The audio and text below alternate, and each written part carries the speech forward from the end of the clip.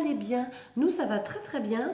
Je vous retrouve donc pour la vidéo FAQ, la foire aux questions que j'avais lancée sur ma page Instagram et sur ma page YouTube. J'ai eu pas mal de questions, j'étais agréablement surprise. Donc j'ai tout marqué les questions. Je vais pas traîner pour y répondre parce que j'aimerais faire une seule vidéo, mais je sais pas. Si c'est trop long, j'en ferai deux, hein. Donc voilà, j'ai pas mis d'ordre, j'ai mis toutes les questions. J'ai exclu aucune question, tout me semblait bien, cohérent. Donc j'ai tout marqué et puis je vais essayer d'y répondre le plus sincèrement et le plus clairement possible. Donc, première question, je ne peux pas vous mentir, quel âge j'ai Eh bien, je viens d'avoir 31 ans. Donc en mars, là, j'ai eu 31 ans. Donc ça y est, la vingtaine, elle est bel et bien passée. Donc là, je rentre bien dans la trentaine. Donc ça va, je me sens pas trop vieille, trop has-been. Après, c'est vrai que des fois, quand même, on voit le décalage avec des petits jeunes. Il y a des petits jeunes de 20 ans, de 18 ans. Mais dans l'ensemble, pour l'instant, je me sens pas encore hors jeu. Hein. Pour l'instant, ça va.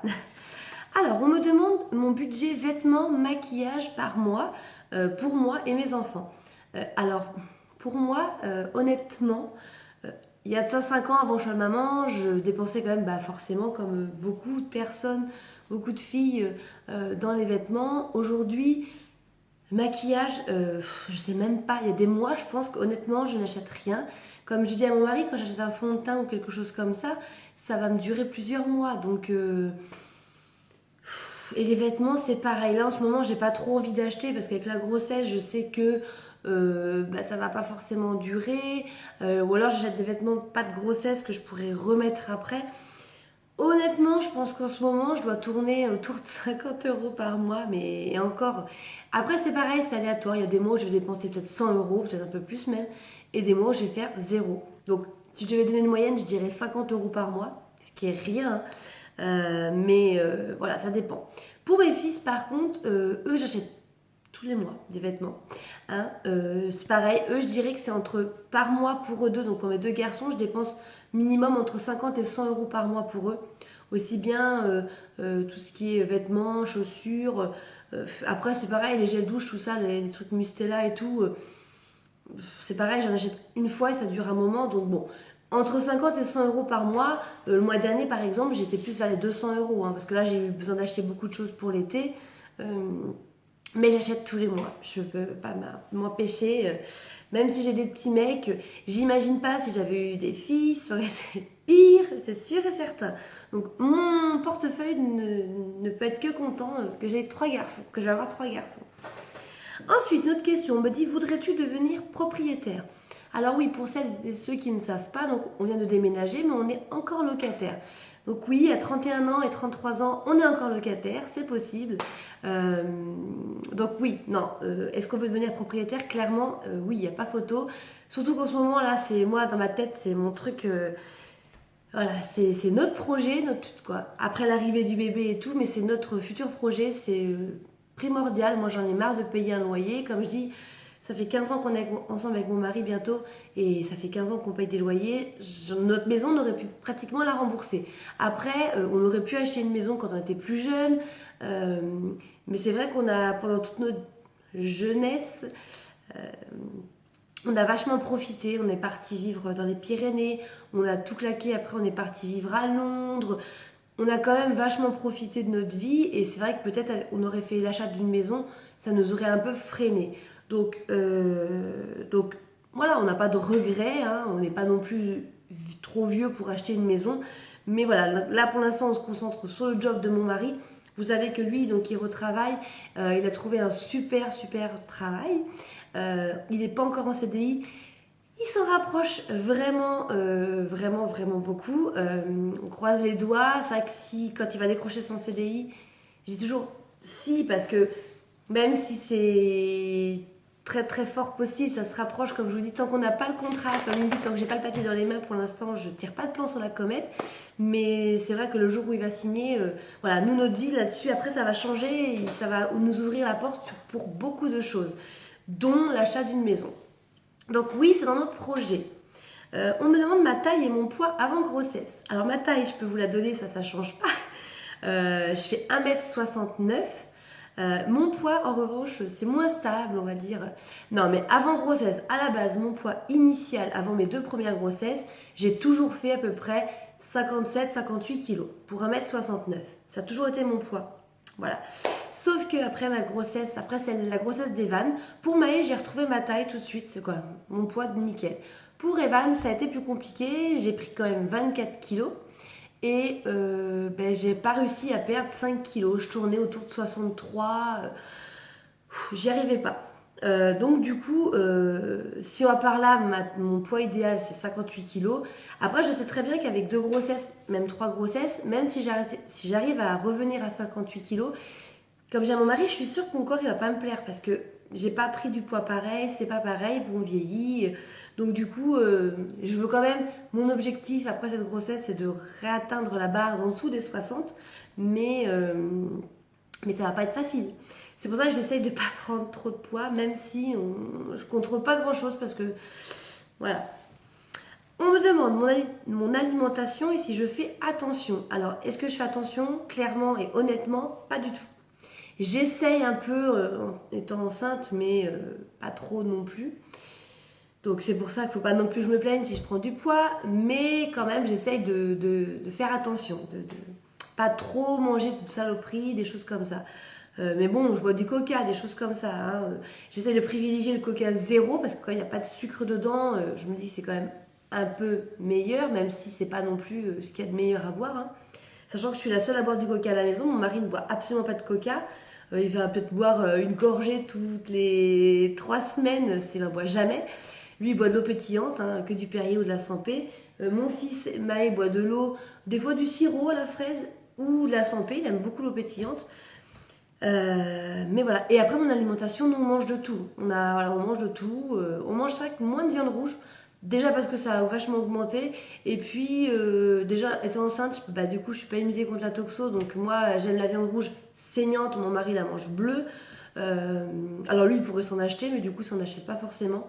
Donc là, enceinte, il faudrait que je la mange bien cuite. Non, j'ai pas envie. Donc du coup, l'alimentation, on mange de tout. Je mange de tout. J'ai pas de...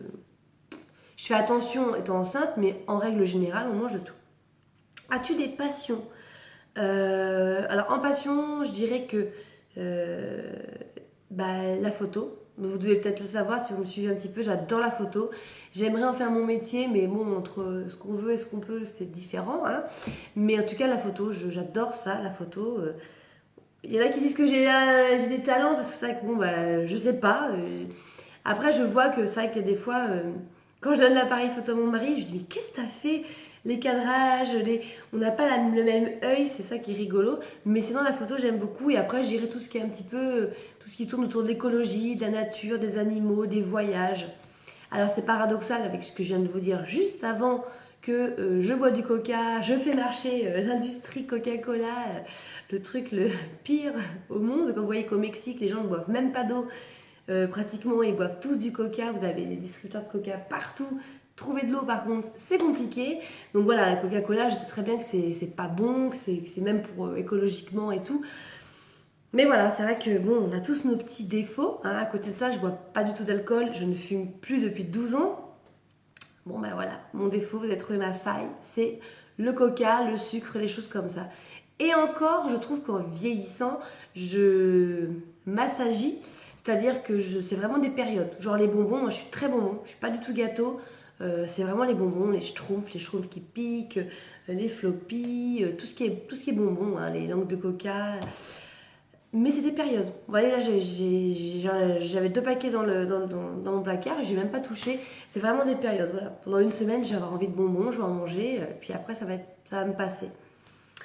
Ensuite, on m'a demandé si j'allais faire une vidéo sur la valise de maternité et tout. Donc bien sûr, ça je vais en faire une sur la valise de bébé, ma valise à moi. Ça c'était prévu. Ça me paraît logique, un petit peu, vu ma chaîne, ça me paraît logique. Je le ferai avec plaisir. On me demande aussi une question que j'ai trouvée sympa, c'est as-tu peur d'accoucher? Alors même si vous voyez j'ai 2 accouchements, c'est sympa de poser la question parce qu'on n'est jamais habitué et on ne sait pas où on va. On sait qu'il faut que ça se passe, mais on ne sait pas comment ça va se passer. Est-ce que clairement j'ai peur d'accoucher? Alors pas du tout. Pour toutes mes grossesses, j'ai jamais eu peur d'accoucher. Ça m'a même étonnée parce que je suis assez stressée, angoissée de la vie, on va dire. Mais pas du tout. Aujourd'hui, plus ce qui me fait peur, c'est la distance. Parce que comme on a déménagé, je suis toujours suivie à la clinique où j'ai accouché pour mes premiers garçons. Et que j'adore cette clinique, donc j'ai voulu continuer là-bas. Sauf qu'aujourd'hui, je suis bien à 3/4 d'heure, 50 minutes de la clinique. C'est plus ça qui me fait peur que l'accouchement en soi. L'accouchement, je sais que ça va être pas forcément une partie de plaisir, quoique pour mon deuxième, j'ai souffert le temps d'avoir la péridurale. Après, ma péridurale a très très bien marché. J'ai eu un accouchement de rêve. J'ai eu aucune douleur. J'ai tout senti, le bébé qui s'engageait, qui passait. Chose que j'ai pas du tout pu avoir pour mon premier. J'ai eu la péridurale, mais elle n'a pas marché du tout. C'était une catastrophe. J'ai beaucoup plus souffert pour Maë et pour autant, j'ai pas été traumatisée. Ça reste l'un des plus beaux jours de ma vie. Je m'en rappellerai tout le temps. Mais non, j'ai pas peur d'accoucher. Je trouve qu'au contraire, l'ambiance, au-delà de la souffrance, hein, je vous dis, pour mon premier, j'ai vomi tellement j'avais mal. Donc ça se trouve, ça va être pareil. Mais j'aime bien en fait le fait qu'on soit dans un cocon, on est coupé du temps quand on arrive à la clinique. Moi, je sais que je sais même pas l'heure qu'il est. On est que papa, maman et bébé. On est un peu coupé du temps, dans une bulle en fait. Et ça, j'aime bien. Et après, on sait on va accueillir notre enfant, qu'on va le découvrir. Donc ça me fait pas peur. Clairement, même aujourd'hui, j'ai envie de vous dire, j'ai un peu hâte. Alors pas que ma grossesse se passe mal, mais j'ai hâte de voir sa bouille. Est-ce qu'il va ressembler à ses frères? Est-ce que voilà, j'ai plus hâte de ça. C'est quand Evan est né, on me l'a donné. J'ai vu la tête de Maë et c'était magique. Donc là, je me dis, est-ce qu'il va avoir la tête de ses frères? Donc j'ai plus hâte, voilà. Tes chaînes YouTube préférées. Donc qu'est-ce que je regarde? Alors avant, je regardais beaucoup de chaînes de beauté, tout ça. On va dire que mes centres d'intérêt, forcément, en devenant maman, se sont déviés. Donc aujourd'hui, ce que je regarde tout le temps, c'est Mila Babychou, Ellie Rose Channel, Planète Maman, c'est les bécos de Becca, Allô Maman Channel. Je regarde après Audrey Marshmallow, je regarde un peu de Sandrea, Crystal Makeup, Bébé Pulpeuse, voilà. Mais je suis beaucoup, voilà, Mila Babychou, Ellie Rose, j'adore. Un conseil pour l'organisation de quand bébé 3 sera là. Alors, est-ce que je dois donner un conseil ou... Mais je ne sais pas en fait. J'en sais rien. Parce que je ne sais pas encore trop comment ça va se passer, comment il va être. Est-ce que ça va être un bébé calme ou au contraire, j'espère pas, un bébé très vif ou quoi, vif, pas vif, mais qui pleure beaucoup. Je sais pas. Je me dis juste que j'essaye pas trop de stresser. Je me dis j'ai réussi avec un, je réussis avec deux, même si deux déjà c'est plus difficile. Bon, je vais réussir avec trois, c'est ce que je me dis, c'est ce que mon mari me dit, tu vas y arriver, je sais. Après voilà, je sais qu'il y a des jours où je vais sûrement pas être bien, où je vais péter des plombs, dans le sens où on s'énerve plus vite, il y a des soirs où je vais peut-être aller me coucher en pleurant, parce que j'en peux plus, je me dis que j'y arrive pas, moi je me remets beaucoup en question, je me dis est-ce que... moi je me pose beaucoup de questions, est-ce que je fais bien, est-ce que je suis une bonne maman? Donc, je sais qu'il y a des jours où ça va pas être bien, mais dans l'ensemble, je suis quand même assez positive. Je me dis qu'il n'y a pas de raison que ça se passe mal. J'ai la chance de ne pas travailler pour le moment, donc du coup, j'ai quand même toutes mes journées à consacrer à mes enfants. Et au niveau de l'organisation, c'est vrai que du coup, j'essaye de faire le plus de choses la journée quand je peux. C'est-à-dire que je prépare les vêtements de mes fils le soir avant d'aller me coucher, les tickets de cantine, quand le ticket de cantine, tout. J'essaye de faire le maximum de choses, la gamelle de mon mari, des trucs comme ça, avant d'aller me coucher, tout soit fait pour que le lendemain matin, ce soit pas trop la course, on va dire. Mais sinon, un conseil, je verrai en fait, je sais pas. Non, des conseils, c'est... Je pense qu'il faut faire de l'organisation le plus possible et pour que on soit moins débordé. Alors, on m'a posé une question aussi, j'ai trouvé sympa et très intéressante. Et je vais y répondre sincèrement et honnêtement, parce que ça peut être un sujet un peu tabou, encore une fois. Ça parle de la PMA. On m'a demandé si j'avais pensé, moi ou mon mari, à faire un don d'ovocytes, un don de gamètes ou un don de sperme ou d'embryon, parce que c'est vrai qu'aujourd'hui, ça pourrait aider beaucoup de personnes. Alors, clairement et honnêtement, on en a parlé, oui. On a en fait surtout parlé du don d'embryon parce qu'on a un embryon qui est congelé aujourd'hui. Là, tout de suite, immédiatement, clairement, je ne pense pas faire une 4e grossesse. Dans ma tête, 3 enfants, c'est parfait. Ça... Et puis ça, voilà, même si tout va bien, je sens quand même que je suis fatiguée. C'est ma 3e grossesse. Je les ai enchaînées pratiquement toutes à la suite, presque. Il y a eu très peu d'écart. Voilà, je me dis, puis trois enfants, c'est énorme. Faut pouvoir, c'est pas juste comme ça, on se dit on fait un 4, 5, 6, 7. Il y en a qui le font, les respecte totalement. Mon mari vient d'une famille de 7 enfants, nous on est 5, et on n'a pas été malheureux, ça s'est très bien passé. Mais il faut pouvoir les élever, voilà, faut pas juste faire ça sur un coup de tête. Donc 3 aujourd'hui, je me dis c'est très bien. Après, je suis pas fermée donc je me dis, il y a que les cons qui changent pas d'avis, donc je préfère pas dire jamais je ferai de 4e enfant. On ne sait jamais si un jour la folle idée ou la folle envie, je sais pas, dans quelques années, j'ai que 30 ans, on en a donc parlé avec mon mari, on a fait le choix de ne pas le donner pour le moment, de le garder. Déjà aussi parce que c'est un choix qu'on fait en couple, hein. Moi je peux pas faire le choix de donner un embryon comme ça, sans en parler à mon mari, c'est quand même... là c'est quand même... déjà que je trouve rien qu'un don de sperme, un don d'ovocyte, c'est déjà une... J'ai ma mèche qui me chatouille là. C'est déjà une décision qu'on prend en couple. Là, un don d'embryon, je peux pas faire ce choix toute seule. Mon mari n'est pas pour de faire un don. Voilà, il est mal à l'aise avec cette idée-là. Il me dit, je sais très bien qu'il y a plein de personnes qui seraient contents, mais il me dit, voilà, il me dit, c'est quand même... Quand on voit comment nos 2 enfants se ressemblent, je me dis, t'imagines, on va avoir un petit garçon, une petite fille ou un autre petit gars quelque part, un jour on le croise, on trouve qu'il... Voilà. C'est difficile de s'imaginer, de se faire l'idée de ça. Donc là, on en a parlé clairement de ça. On a écarté l'idée de faire un don. Peut-être que, éventuellement, comme il me dit, pourquoi pas, au pire, faire un don à la science pour faire avancer les recherches. Mais à une famille, c'est plus délicat. Après, on n'a pas vraiment parlé non plus pendant des heures de ce sujet, hein. Et en ce qui concerne le don de sperme ou d'ovocyte, on n'en a clairement pas parlé. Je sais que ça pourrait aider les personnes, mais je vous dis, comme moi, par exemple, quand pour Maë, ça n'a pas marché au départ, que j'ai fait mes 6 inséminations, que j'ai commencé mon premier protocole de FIV, que ça n'a pas marché, qu'on a arrêté, et bien en fait, dans ma tête, j'ai jamais pensé tout de suite au don d'ovocyte. En fait, je suis partie direct sur l'adoption. Je vais y arriver. Et du coup, je pense que peut-être c'est ça aussi aujourd'hui qui fait que on n'en parle pas vraiment, parce que peut-être pour nous, c'était pas une évidence, c'est plus... je sais pas. C'est pas quelque chose voilà, qu'on a vraiment abordé comme sujet. Peut-être que en mûrissant, ça nous viendra, je sais pas. Pour le moment, la réponse c'est non. On n'en a pas fait le souhait et on n'en a pas plus parlé que ça. On m'a demandé si je travaillais ou si j'allais reprendre une activité. Donc aujourd'hui, je ne travaille pas. Si vous savez, j'avais un restaurant avec mon mari qu'on a vendu il y a déjà 1 an. Là, ça y est, ça va faire 1 an dans 15 jours plutôt. Et depuis, j'ai pas repris le travail. J'étais censée reprendre le travail en fin d'année et on a appris la belle surprise que j'étais enceinte. Donc du coup, je reprends pas le boulot. Je vais pas vous cacher que je suis au chômage aujourd'hui, donc j'ai le droit à des indemnités. C'est la première fois d'ailleurs que je profite de ça, profite entre guillemets, hein, parce qu'au départ j'ai cherché un emploi, puis quand j'ai appris que j'étais enceinte, du coup ça a un peu tout compromis. Clairement aujourd'hui je me laisse encore 1 an, c'est-à-dire que Evan étant petit, puis je vais accoucher, on aimerait faire rentrer Evan à l'école en septembre 2018, donc à ses 2 ans et demi, un petit peu plus de 2 ans et demi même, il aura presque 3 ans. Et puis là, à ce moment-là, en fait, en septembre 2018, je vais rechercher un travail. Comme j'ai mon mari, voilà, j'adore m'occuper de mes enfants, mais j'ai besoin d'aller travailler. Alors, je pense pas que je partirai sur un temps plein, parce qu'avec 3 enfants, j'ai aussi envie de pouvoir passer du temps avec eux, mais j'ai envie quand même de reprendre une activité.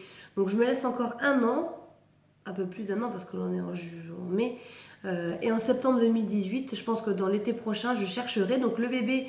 notre petit dernier ira à la nounou en temps plein, presque, si je trouve un 30 heures, ça m'ira très bien, donc il ira chez la nounou, et Evan rentrera à l'école avec son grand frère. Donc oui, je vais reprendre une activité. Dans quoi, je ne sais pas. La restauration, c'est sûr, pour nous, c'est passé, c'est oublié, mais je ne sais pas trop dans quoi encore. Je vais trouver, je ne m'inquiète pas pour ça. Dans quel coin de la France habite-t-on? Donc, nous, on habite en Charente. Je ne sais pas si vous connaissez la Charente. Pour vous situer, c'est pas très loin de la Charente-Maritime. Waouh, la déduction. Non, mais c'est pas très loin de La Rochelle, Royan. Juste à côté de nous, à 1 heure, il y a Bordeaux et à Limoges. Nous, on n'est pas très loin d'Angoulême. Je ne sais pas si vous connaissez le festival de la BD, tout ça. Nous, on est charentais, on aime beaucoup cette région et on y est très très bien. D'ailleurs, on me demandait mes origines. Alors, je dis nous, on est charentais. C'est faux, parce que mon mari est de Saône-et-Loire. Il est arrivé en Charente à 6 ans.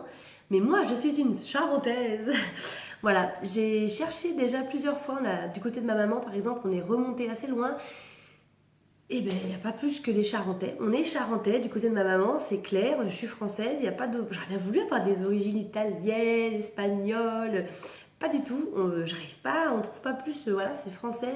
Les mêmes limites, ça sort pas de la Charente. Bon, après, je pense qu'en remontant vraiment très loin, on aurait peut-être d'autres choses. Mais du côté de ma maman, du moins, c'est la Charente. Mon papa, son père était orphelin, mais ce que je me rappelle, apparemment, il venait du nord de la France. Mais c'est pareil, on reste français. Donc du coup, voilà, j'ai pas des origines super exotiques. Voilà. On m'a demandé, vu que j'avais un restaurant avec mon mari, si j'avais fait des études pour ça ou pas. Alors clairement, pas du tout. Moi, j'ai fait aucune étude dans la restauration. Mon mari, lui, par contre, a passé un CAP pour adultes, accéléré en 6 mois.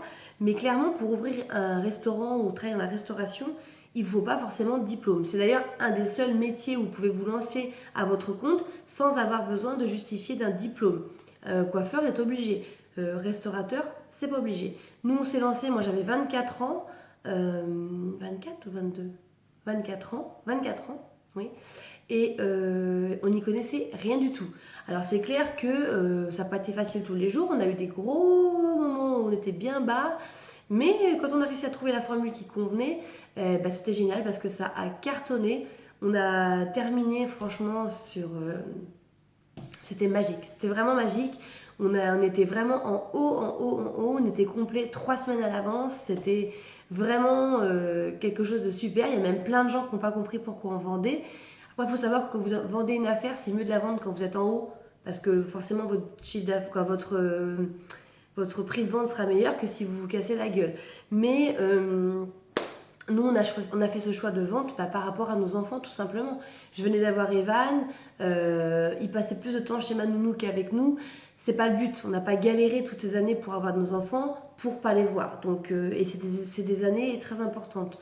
Donc, on a fait le choix de vendre notre restaurant pour pouvoir passer du temps avec nos enfants. Et clairement et honnêtement, aujourd'hui, on ne regrette absolument pas. Même si on a fait des merveilleuses rencontres, même si ce restaurant, ça nous a permis de mûrir, ça nous a beaucoup apporté dans notre vie. Et c'est clair, moi j'ai pris confiance en moi, j'ai appris plein de choses sur moi et sur la vie grâce au restaurant. Aujourd'hui, on a une qualité de vie qui est 100 fois meilleure, hein, donc on ne regrette pas. Est-ce que je vais prendre un congé parental? Alors non, parce que je suis au chômage, comme je vous disais, mais voilà, donc je ne prends pas de congé parental.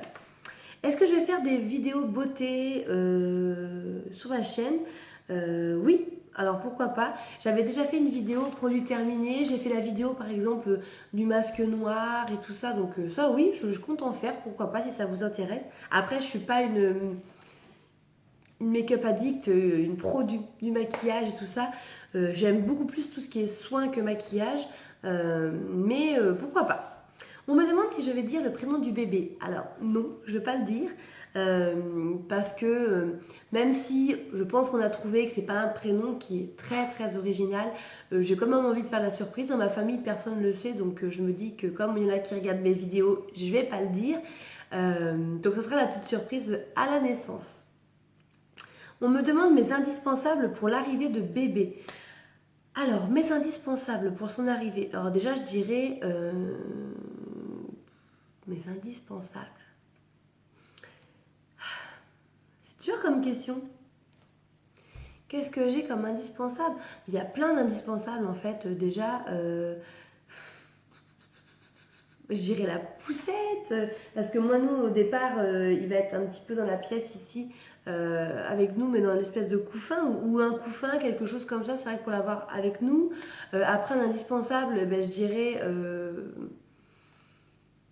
si vous ne l'allaitez pas, ça va être des biberons. Après, je vais dire, ça va être tout ce qui est des bons produits de soins en fait. Voilà, moi c'est vrai que j'investis quand même dans des produits de marque et de qualité pour les bébés, pour les premiers temps. Donc ça, pour moi, c'est indispensable. Je sais pas, j'ai du mal à mettre, quand ils sont tout petits comme ça, des produits de grande surface sur la peau des bébés. Donc je pense, pour moi, indispensable, voilà, c'est vraiment des produits de soins de qualité, des choses qui sont testées. Alors après, ça se trouve, les produits de grande surface sont très très bien et il y a même une grande chance. Mais voilà, moi j'ai du mal. Après, un indispensable, euh, je réfléchis, c'est qu'en fait il y a tellement de choses, tellement de choses. J'ai pas du tout préparé les questions. Alors là, je suis dans le flou. Je sais pas. Je sais pas pourquoi. Je vous ferai sûrement une vidéo de toute façon sur mes indispensables pour bébé. Donc dans ces cas-là, vous aurez une réponse plus détaillée. Ça, je compte le faire. Mais là, tout de suite comme ça, je sais pas. Il y en a plein de choses qui sont indispensables, mais les miens vraiment en particulier, je vous ferai une vidéo spéciale pour ça.